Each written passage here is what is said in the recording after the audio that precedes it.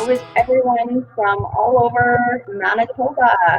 This is Rochelle Amy speaking. We are very glad you could join us, and I am going to let you know where I'm coming to you from today. I am here in Selkirk, and it's a nice gray kind of day, no sun. Where are you all from? Pop that in the chat for us. Your chat features over on the left-hand side of your screen. If you can't see a chat area forming, there's a little blue triangle pointing to the left, and if you click on that, it'll open up your chat area. So please join me and let me know where you're from. Welcome, Sandra from Nepal. Wonderful to have you. Anybody else found your chat feature yet? We're super loving the chat when we're engaging online together, and we're here for a good chunk of time together. So we want you to be able to interact with the content, interact with the instructor, and you just go ahead and share your thoughts, feelings, questions, all in this chat area. Good morning, Dana from Thompson and Stacy from Seguin. How awesome. Thank you to the ones who found the chat area. We appreciate it, and if you haven't yet, go ahead and pop it in there. Now, 10,000 points to the one who found the emoji button. So right at the top of the screen, you'll notice there's an emoji icon. And I wonder if you could just click on that and give us a thumbs up, a wave, a smile, a cry, whatever you're feeling. And we love those emojis flashing across the screen. It sure helps the instructor know what parts are resonating with you. And she may even ask you for feedback at some point. She might ask you to show her with a thumbs up or a thumbs down emoji if you agree or disagree with a statement. So be sure to know where those are. There's also a question box up at the very top near your emoji button. And if you had a private question that would not be shown to the rest of the listeners, you could put it in there and I could pull the question for you. Now, that being said about technology, I will go ahead and share my email with you here in the chat box. And if you found you had a disconnection or a problem, you could certainly get in touch with me and I will work on trying to keep you connected.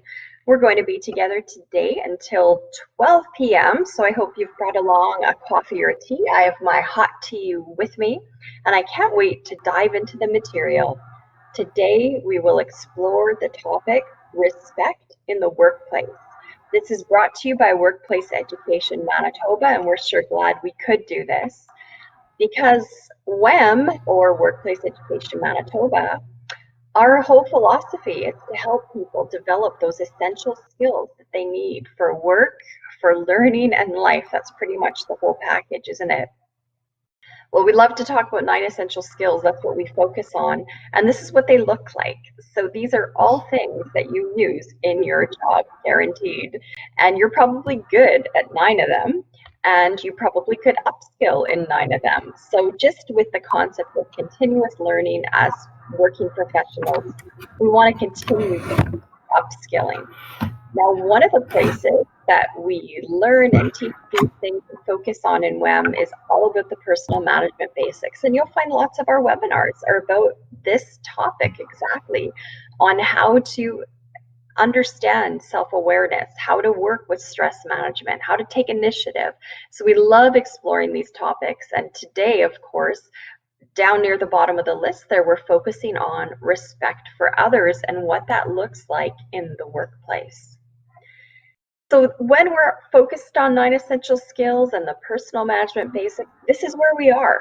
We have workplace education and skills training centers all over the province. So no matter where you're from, we are within driving distance of you and maybe even stone's throw, who knows? Today, this program, this workshop is being brought to you from our Dauphin West Center. So how about in the chat, or maybe using your emojis, thumbs up if you've been to Dauphin, thumbs down if you have not been able to visit yet, maybe 2 thumbs up if you've had pierogies in Dauphin. Well, Dauphin is lovely. I've been there many times, and I'm so thankful that this group is willing to bring us this strong training. And fun fact, WEM even has a West Center there. They're typically open Mondays, Tuesdays, and Thursdays. And you always can have access and information if you know anyone, adult learners at any stage in their career who are looking for upskilling, you can always call the Dauphin West Center. That's their phone number. And they would love to engage with you about what you need. It really is one-on-one customized training at all of our West Centers. So that's a great opportunity for you. Now, we just can't go through this whole thing without being grateful, right? Gratitude is so key in understanding all these resources that are made available to us. Now, when we talk about the development of our continuous learning skills curriculum, we really want to give thanks to Employment and Social Development Canada and to Manitoba Education and Training. And of course, the project was funded through both Human Resources Skills Development Canada and Entrepreneurship Training and Trade. So fun news for you is that all of these programs that get funded can be found on our website at wem.mb.ca. And another fun fact is there's another website called weminterleg.ca, and that's where you can see announcements about what's coming up. I think some January workshops are just being announced in the next couple days, so check those out. Now, you didn't come just to hear me give thanks for all our resources that we're so grateful for. You came to spend some time with Peggy Archer. We are so thankful Peggy could share this content with us today. Do you know you are getting someone with so much experience? She has been a teacher for over 40 years, retired from the traditional teaching model, and now has spent the last 8 years with Workplace Education Manitoba, and I think she's even still substitute teaching for Mountain View School Division. One thing Peggy's very proud of, besides her loving family, is that she was the contributing writer of the Manitoba's ELA curriculum for grades K to 4. Also, as a volunteer for Diabetes Canada, Peggy was instrumental in creating a document which described in great detail the rights and responsibilities of the decision makers involved, starting with the provincial government right through to the child themselves. Peggy's been with us at WEM for the last 8 years, facilitating all manner of adult skill building, doing career launchers, and all kinds of other programs with Workplace Education Manitoba. And she's just like you. She's a continuous learner. And not only is she learning things and studying to deepen her knowledge all the time, but even doing today's content in this platform to do something digital is a brand new initiative that Peggy took on to keep her on her toes. So if you are grateful that Peggy's willing to put herself out there for us, please use your applause emoji. Welcome her on. I will go silent and turn the floor over to you, Peggy. Good morning, and thank you for such a lovely introduction. Also, I'd like to thank Workplace Education for the opportunity to learn different things these days. It's always good to be a continuous learner. So, respecting the workshop, and welcome everyone. I've been to Thompson. I've been to Selkirk. I have not been to Seekings First Nation, but it certainly sounds interesting place to be. So I welcome you this morning. Respecting the workplace has always been something that has concerned me. So I'd like to know, in a poll, do you feel that respect in the workplace is important? So I believe there is a poll there, and you can answer yes, no, or usually, whichever. But do you feel respect in the workplace is important? Ah, thank you. Yes, it was one of the things that I felt was important as well. And partly because as I've been working, well, throughout the school system, but also with workplace education in Dauphin, doing a lot of different projects, I find that I was questioning some of the things on my own beliefs of respect in the workplace. I found that it was, I would ask the group, what's your best attribute? And they would say, well, I'm very respectful. And yet, in my mind, from my perspective, when you're sitting in the class in the building with your hat on and a hoodie up and you're 15 minutes late, I kind of wondered, okay, So that's confusing to me. And so I wanted to say, like, I don't get it yet. So I found that I've really learned a lot about respect in the workplace by presenting this particular project. So can you jot down a few words in your chat box about what defines respect for you? How do you define respect in the chat box?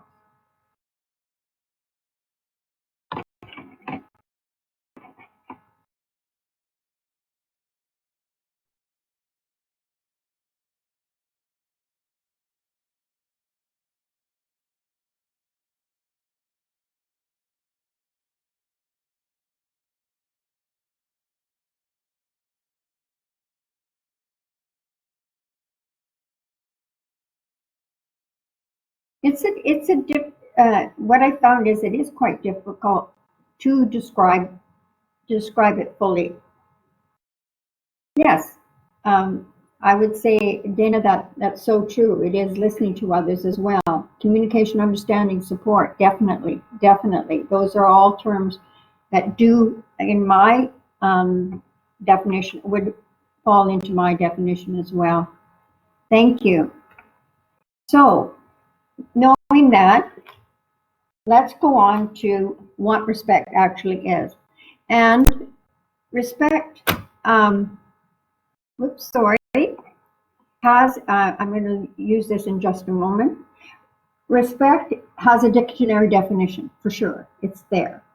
And so I always thought, sort of by the definition in the dictionary, for sure, yeah. But what I found out that respect is not necessarily defined that black and white. Respect becomes a bit more fluid. It changes. It has several variables or things that affect it. And so respect can be defined by the workplace itself, those working in the workplace as well. But what is important here that unless respect is clearly defined, as you will see as we go through this program, clearly defined by those working in the workplace or by those that are in charge in the workplace, it can be subject to interpretation, and therefore anything might go. It becomes very muddied. And that's what they've found over the years, that respect has become very muddied for a variety of reasons. So just for your information, I'll show you now the definition that is in the dictionary. So a feeling of deep admiration for someone or something elicited by their abilities, qualities, or achievement. Due regard for the feelings, wishings, rights, or traditions of others. And as we read those two definitions, just the words themselves imply such a varied interpretation. Whose wishes, whose rights, what traditions, etc. So those kinds of things come out when you actually stop and you think about the word respect itself. So why do we need respect? What is so critical about having respect in the workplace? Why are we spending an hour on why respect? So I'm going to ask you for another poll which says, do you feel your current workplace is a healthy environment showing respect?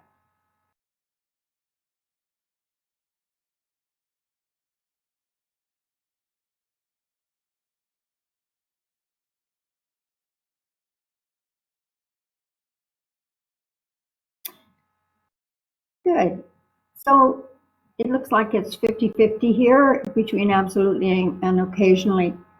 So as we go through, hopefully we can show you how very important respect is in the workplace.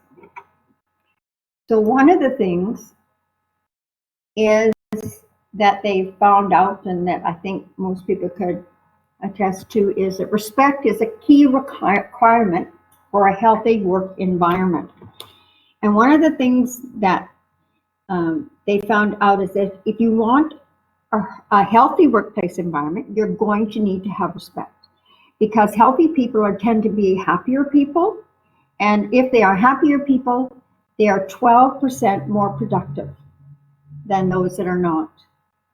And they also tend to be more grateful and more loyal. They probably will stay with that workplace for some time because of being loyal to it. So 12% is a fairly significant number. So a healthy work environment is important for productivity and then profitability. Another interesting thing that I did find out, having done some research in this area, was the brain needs to feel respected. Okay? It needs to be engaged. A brain needs to be engaged to feel respected, and an engaged workforce outproduces, if you can believe it, a highly engaged workforce outperforms a low engaged workforce by 202%, which seemed rather amazing for any employer.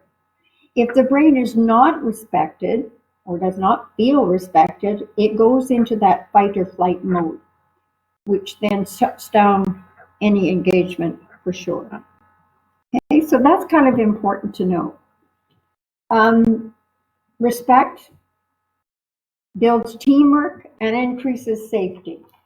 And what you saw in the essential skills at the beginning was one about working with others. That's one of the skills that they hope that you have, employers hope that you have. So when you're working with others, you want it to be fair, you want to feel fair, which again comes back to that brain being engaged. What's respectful to the team? How are you going to demonstrate those respectful behaviors? And good teamwork has proven to be more efficient and more productive, resulting in increased profits as well. One of the things we do in the Career Launcher, which was referred to at the beginning, is we do an activity called Paper Chain. And it's a very fun activity and a simple activity, but what it does is it shows you what you need, or some of the strategies, some of the characteristics you need to be a good team member. And what they do is they build this chain individually first. They start out individually, and then you add another team member and another team member and another team member and so on. So that what the idea is to show that, yeah, being a team member, being a good team member with communication skills and some leadership skills, perhaps, it becomes much more productive and actually more efficient as well, especially if you have a good leader in that one. But that's another topic for workplace education, is leadership, which was on this morning. So then you have, as you know here, more successful, becomes more fun makes you happier, and therefore more productive because your brain is engaged. Okay, so once again, what they found was that disengagement, so if you're not happy and you become disengaged, what happens in the workplace is it costs employers money. I'll get this breaking down pat soon, I hope. So what I found out in a study that, several studies actually, 37% higher absenteeism from disengaged employees, 49% more accidents, and 60% more errors or defects. So once again, you can see where a healthy, happy workplace is so important, and how that results from having respect in the workplace. They all kind of connect together as part of respect in the workplace. So you get job satisfaction and employee retention, which is one of the things we just sort of talked about as well, is that they're more likely to stay loyal to you and stay with that employment. So one of the things that I did find out from the Harvard School of Business is that respect has been identified. Here we go. Respect has been identified as the #1 behavior that leads to successful long-term employment. And that was from the Harvard School of Business. So often we'll see employees rather that have difficulty maintaining a job. If you look at their history, they've been in several jobs, but have never really been able to hold one for very long. And it's often, if you ask them, why did you leave your job? What was the problem? They will say such statement as that indirectly or directly that they did not feel respected. They didn't treat them fairly. I felt that they were discriminating. There was too much stress. Nobody told me what to do, and my crew wouldn't help. One thing employers and employees need to know, though, that when you have those excuses as well, they are legitimate excuses, but there's also an employee needs to remember that respect is a two-way street. So if you want to be respected, you also have to respect. So that is something to really look at. Things, when people begin to not feel respected, things begin to break down for them. So if they are respected, though, you'll find that productivity increases. Everyone's happy about that. And there's an increase of profit. What influences respect? This was very interesting. This was very interesting because it really sort of firmed up to me why respect is fluid, like why it isn't as clear cut, black and white as we think it is. What influences respect? Anyway, in the chat room, perhaps what I'd like you to do is just think about that for a minute. What do you think influences respect in the workplace? It was quite astounding to me, but I'd like to know what you think about what influences respect in the workplace. I'll give you a moment or two just to reply to that.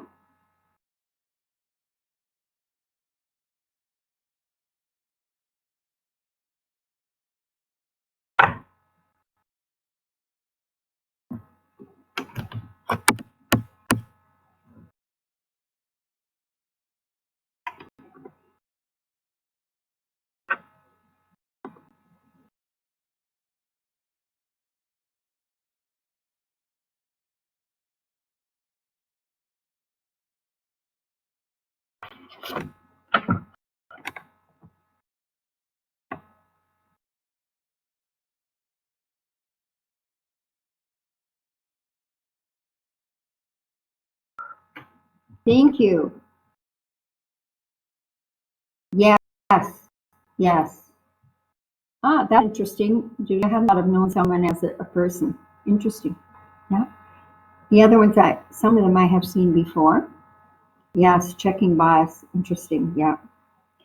Julie, as for the source of that, can I get back to you on that later? Thank you. Okay, so let's have a look at what we found out to be an influencer of respect. So one of the things which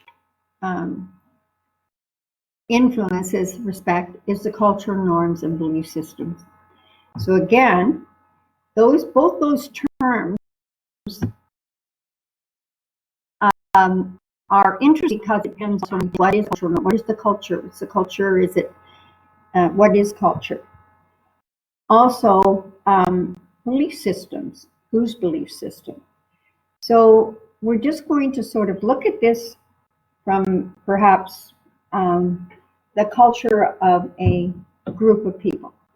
So culture, the customs, art, social institutions, and achievements of particular nations, people, or other social groups. And I had just a brief example of that with a friend of mine who taught in the north, like she taught up in Inuvik and Baker's Lake up there, several places across the Northwest Territories. Anyway, in doing so, she was quite shocked one time when she first went up there that kids just actually spit on the floor, spit wherever. And that was quite disturbing for her because in her mind or her belief system, that was not acceptable. That was disrespectful behavior. However, when trying to enforce a no spitting policy, she got into a little bit of difficulty. And her principal called her in and said she couldn't do that because it was very culturally acceptable for you to spit anywhere that you chose. So that was kind of disturbing for her, but she came with the kids, came to a social understanding, shall we say, and acceptable behavior by spitting in the garbage can. That was just one indicator that I've had experienced in that way as well. I'm sure there are many others. Okay, consider these statements right now. When we talk about beliefs, and we talk about, when I talked about culture and beliefs and how they are subject to interpretation as well. Right now, what are your beliefs on wearing masks to prevent the spread of COVID-19? Do you believe that it is disrespectful to others when you don't wear a mask in public? This is something that is currently very much an issue and very much a belief issue. So using your emoji, thumbs up or thumbs down to the last statement. Do you believe that it is disrespectful to others when you don't wear a mask in public? Thumbs up or thumbs down, whichever is your belief.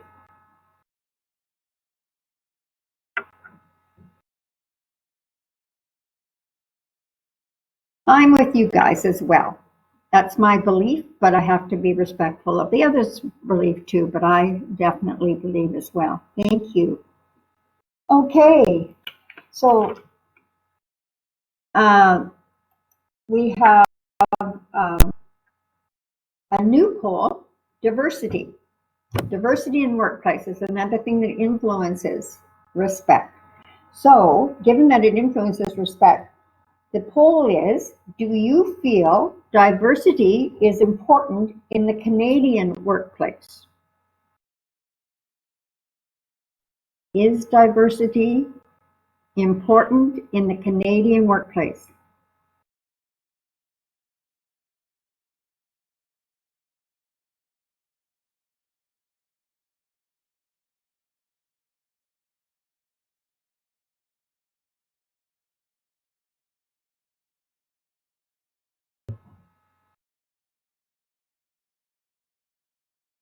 Thank you. All right, so what I'm going to share with you now is what I believe and what I have found to be some of the things that diversity does for our workplace. So diversity in the workplace, let's define it, let's clarify it, because that's where some miscommunication happens. Diversity in the workplace refers to an organization that intentionally employs a workforce comprised of individuals of varying gender, religion, race, age, ethnicity, sexual orientation, and other attributes. So, why diversity?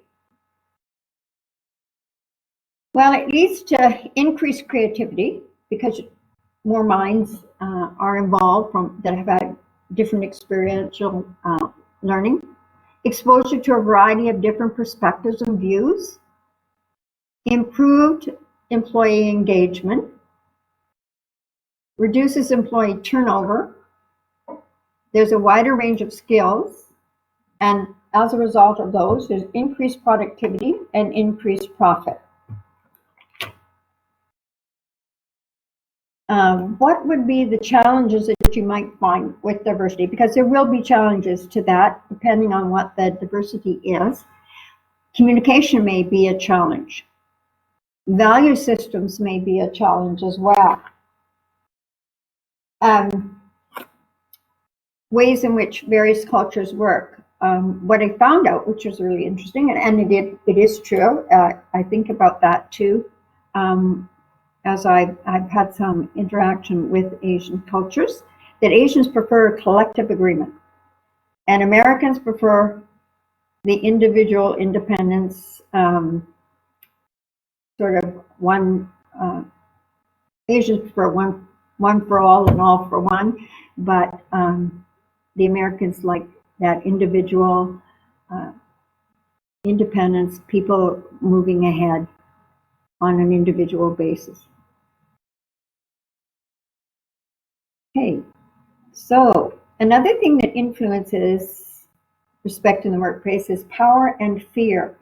And I think a lot of people may have experienced some of these power and fear or feelings as a result of that kind of culture. So employees don't want, you don't want to go out there and be walking like eggshells every day, wondering what's going to happen today, and not worry about your job, feeling powerless, creates a great deal of stress. Stress, again, will cause that brain to disengage. All of those things will happen again, and the loss of productivity. So generally, a power-based workplace is considered to be disrespectful. A value-based a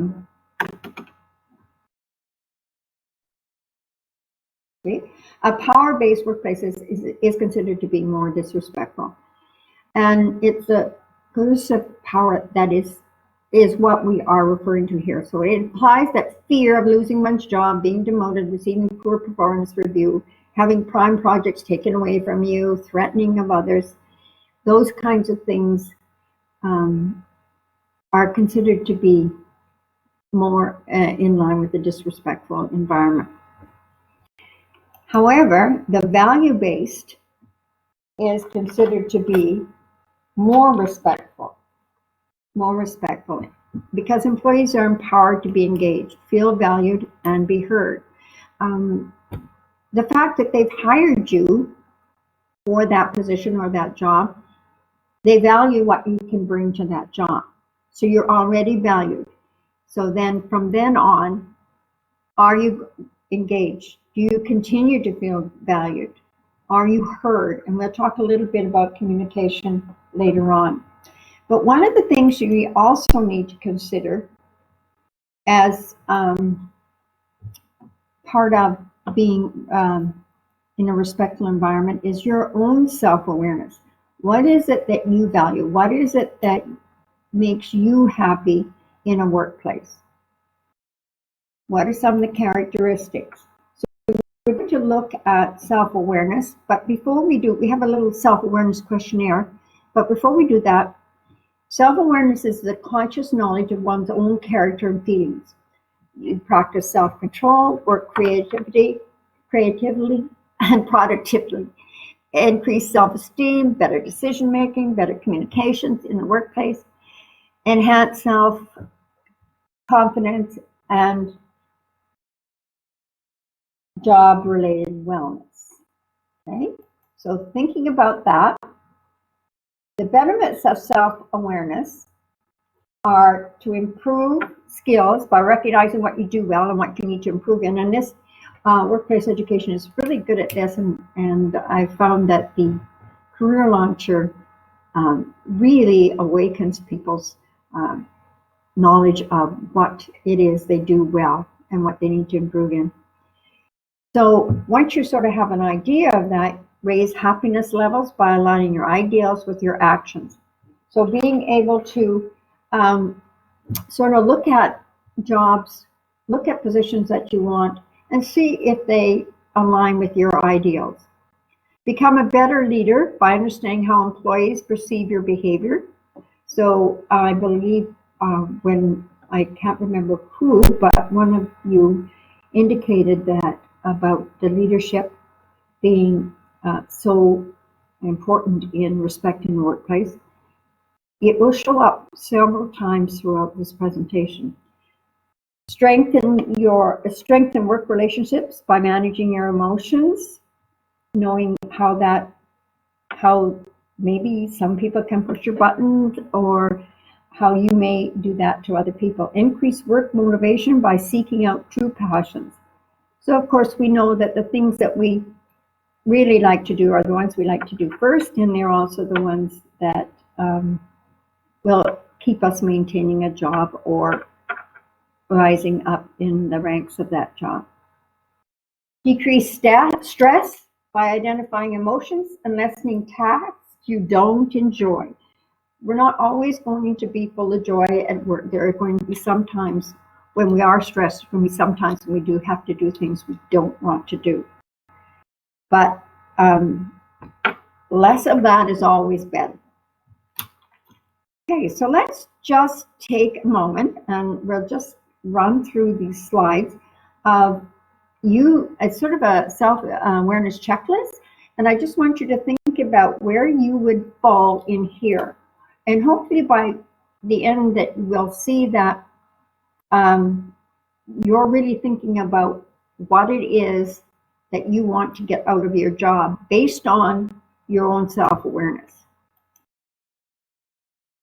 So I feel I can trust the people I work with. Okay. Is that not me at all? Is that likely me? Or that's definitely me. I can trust everyone I work with. It's interesting because the more people I work with, that fluctuates a bit. I welcome constructive criticism. I am confident in my own silence, even in a room full of colleagues and executives. Like you're feeling pressured that you should be responding to something, but it's okay for me to be quiet. And so therefore, I'm comfortable with that. I trust I am capable of all the challenges that come my way, or I'll figure out a way. I prefer to work with groups. So you have to define, is that a comfort zone for you? Is that something you're going to seek out a job that you can interact with large groups of people? Or are you a person that would prefer to be in more of an isolated environment?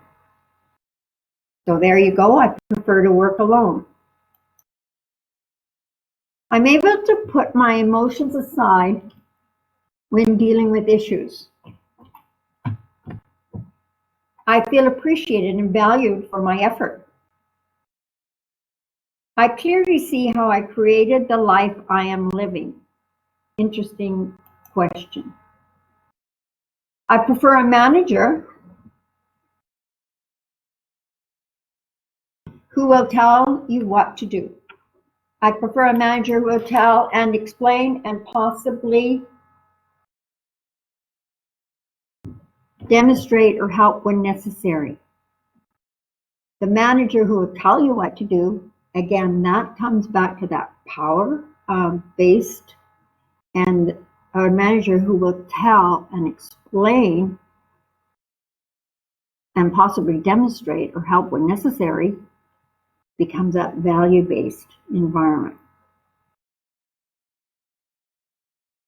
Okay.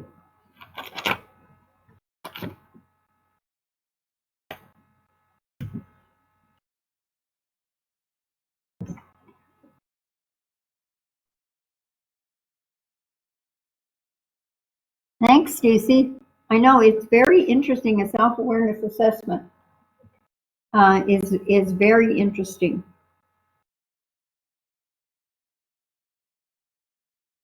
How did you find the self-assessment? Thumbs up, thumbs down? Did you find it interesting? Did you think where you fit in all of that as in relationship to the employment that you have or that you seek? Thumbs up or thumbs down? Just let me know about that self-assessment.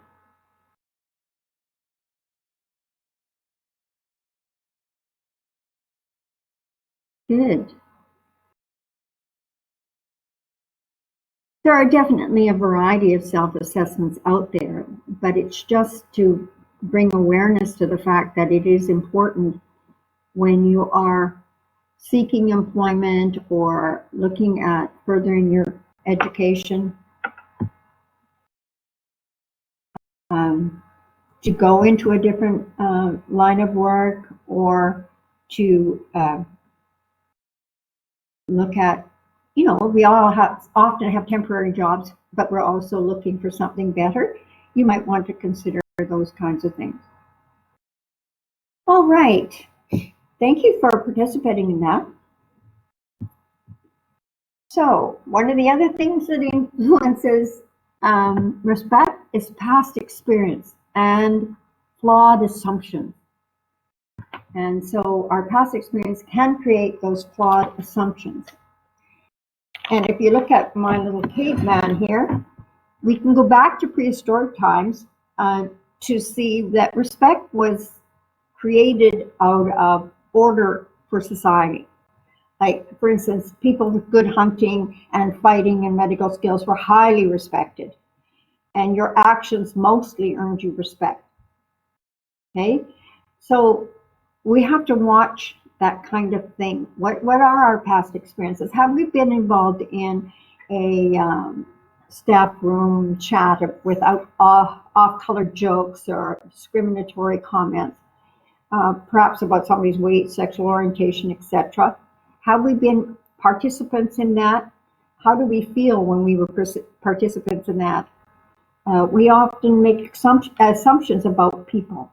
When was the last time you made an assumption about a person that ended badly? Like, I can think of one time where, and thank goodness it wasn't me, but I was with someone who met up with somebody they had known after quite some years, and they asked her when her baby was due, and she actually wasn't even pregnant. And it was very awkward, and I felt very badly, and yeah, it wasn't a good scene at all. We may make assumptions about race or culture. Teaching in Dauphin, I've had experience with a lot of Indigenous people, and when I first started that, I found that their eyes were always cast down. These children's eyes were always cast down, and I wonder what's going on here. And so I would be trying to interact with, trying to get them to raise their eyes and talk to me and so on and so forth, because I was thinking, oh, that's very disrespectful in my mind. And so what I found out, though, when seeking out a little bit more knowledge about that was actually a very respectful behavior at that time for those children. So that made me feel a little bit badly about making that assumption, but felt good that they were showing respectful behavior. So I have a slide that I want to look at, and in your chat box, jot down who you think this man is. Who do you think this man is? We don't have too much knowledge of him in the picture, but jot down who you think this man is.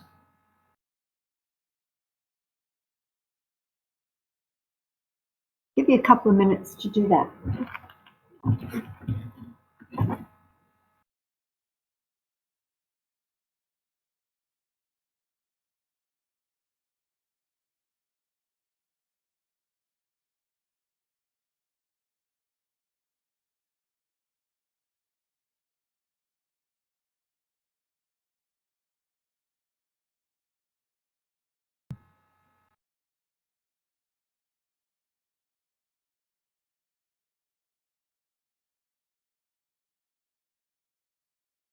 Coal worker, mechanic looking to buy Pepsi. I love it. Poor hard labor worker from an oppressed country. So these are all definitions or descriptions which we bring based on our prior experience. He's actually a worker that's collecting coffee money from his co-workers. So some of you are right, he may very well be a poor, hardworking gentleman. But yes, I'm assuming that you made some judgment based on the picture itself alone, and maybe he is collecting for Pepsi. I'm not sure, but our definition of who this man actually is someone who works perhaps in construction that is collecting coffee money. Okay, so that's just, if you think about that for a moment, you will realize that that's the decisions that you made are based on your prior experience or knowledge that you have. We have to be careful. Don't judge a book by its cover. I remember when my son was growing up and some of his friends had several earrings and such like, and I kind of questioned that as a mother. And he would always say, don't judge a book by its cover. And in retrospect, he was quite right. So again, in your chat box, if I could get you to sort of, what is an action in your past experience that earned you respect, that you definitely can identify as you were respected when this happened?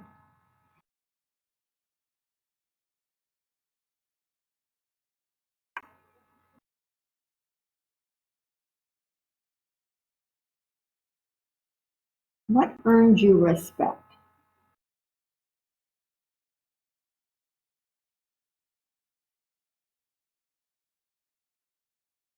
Ah, absolutely.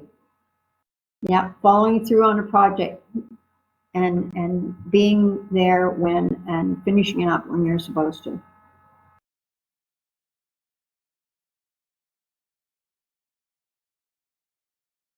Interesting, Carrie. Yes, trust is part of being respectful or earning respect. I'm sure. Yes, it's part of it. Sometimes I think things that have earned my respect would be things like making sure that I'm there on time. If I say I'm going to be there on time, I'm going to be there on time. Maybe even early. I try to do those things as well.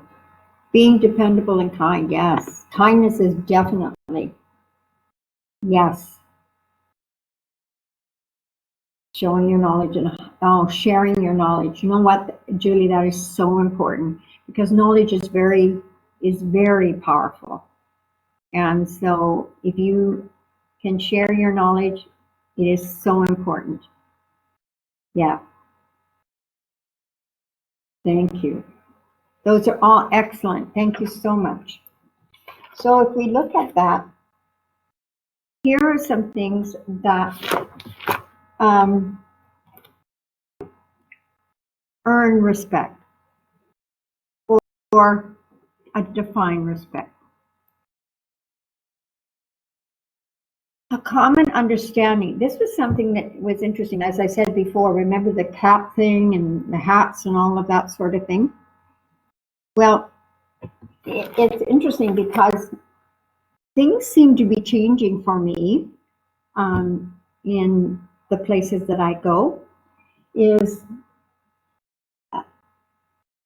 that when I'm out at a hockey game or football game or whatever, an indoor event, and anyway, and I see a lot of men still keeping their caps on for the Senior Row Canada.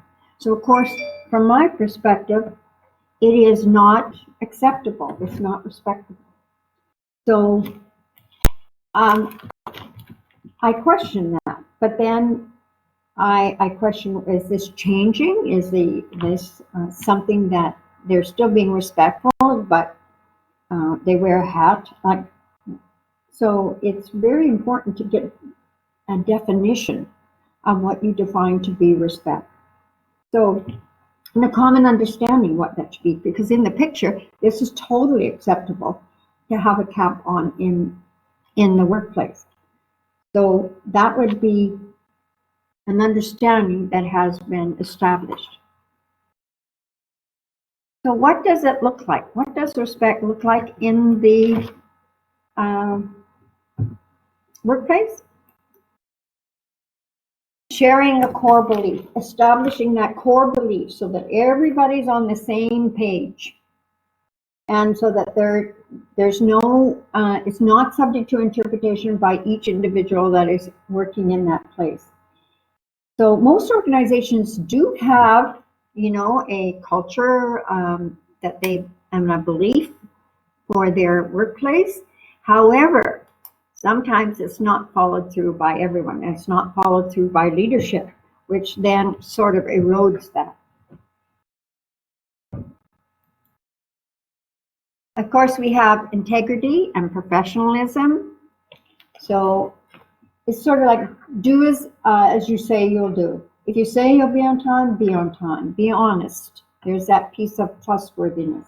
What does professionalism look like in your job or the one that you're applying for if you're looking for employment? Professionalism, as described, is demonstrated through qualities and behaviors that demonstrate commitment to effective performance.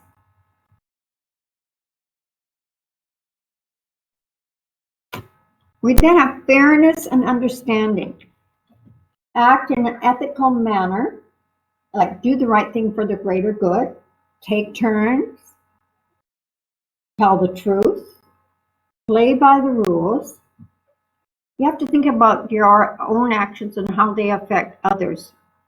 So what would happen if sort of thing? Maybe think a little bit more about that. Listen to people with an open mind, hard to do sometimes, but we can all work at that. Don't blame others for your mistakes. And don't take advantage of others. It's interesting because that don't blame others for your mistakes starts very, very early in life, doesn't it? As I think about my years as a teacher, I have seen lots of children do that, and they learn that.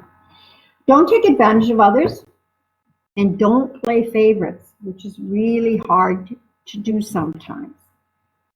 We also have to look at the individual rights and responsibilities.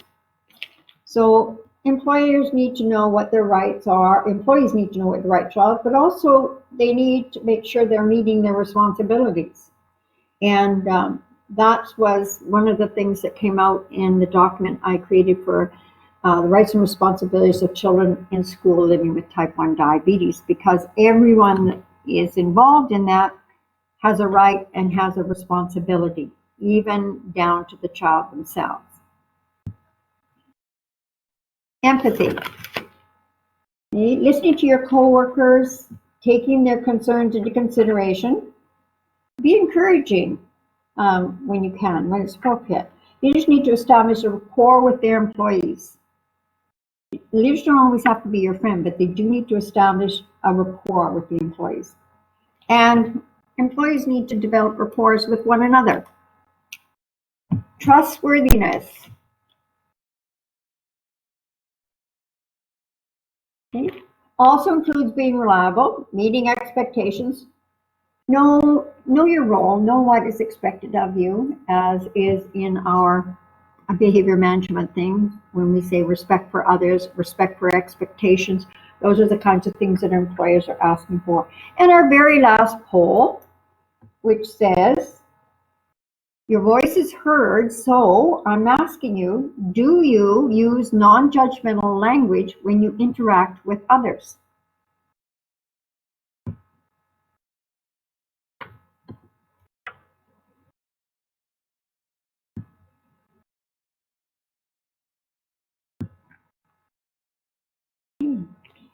Because it's very important that the key to healthy communication and a healthy workplace is that you have a willingness to set aside your defenses. Like so often we don't engage right in the conversation because we're so committed to thinking about what it is we want to say as opposed to hearing what's being said. So we have to be careful of that. Also, know the cultural norms in your workplace. What is acceptable, what is not acceptable? It's certainly different on a construction site as it would be to a medical office or a lawyer's office. Okay? So, those are things that you need to sort of look at, and people need to look at when they're applying for a job or looking at what they'd like to be able to do that fits their own personality. There is a place for assertive communication, and when you know it's time to set boundaries, don't be shy. Say no respectfully. That's okay. But here are some traits that you need to think about when you are considering using an assertive communication. You need to clearly state your needs and wants using I statements. Make eye contact. Listen to the other without interrupting. Hard thing to do for a lot of people, including me. Appropriate speaking volume. A steady tone of voice that implies confidence, and so as well, confident body language. Know these kinds of things. So the golden rule is do unto others as they would have them do unto you.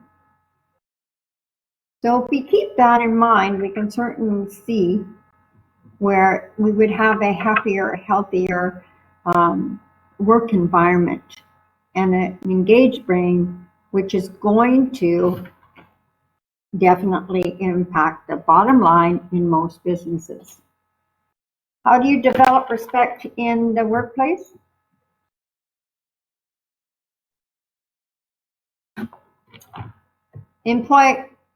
Employees need to be empowered to speak up. Make sure your employees want to speak up. Having a willingness, again, to set aside your defensive tendencies.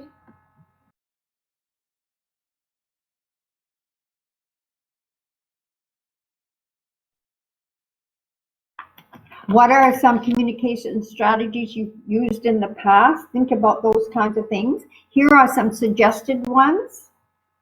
Use clear and simple language. Don't be too jokey, as it is a professional environment. Don't use slang, swear words, or words which could be offensive. Use an authoritative voice when required. Keep your conversation light and relaxed, and when possible, and create a friendly environment. And don't mumble.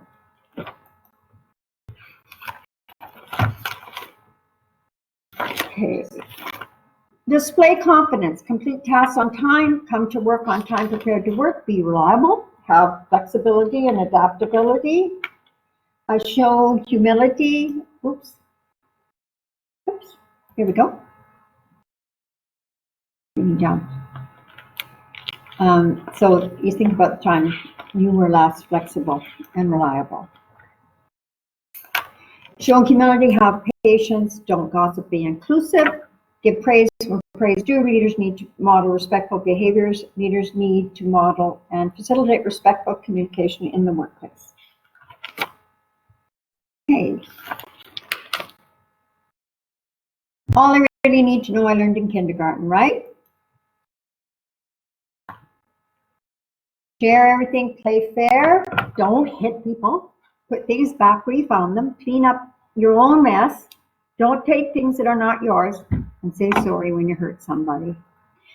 Thank you for listening. It's been a pleasure working with Workplace Education, and I'm so delighted with the response we got today.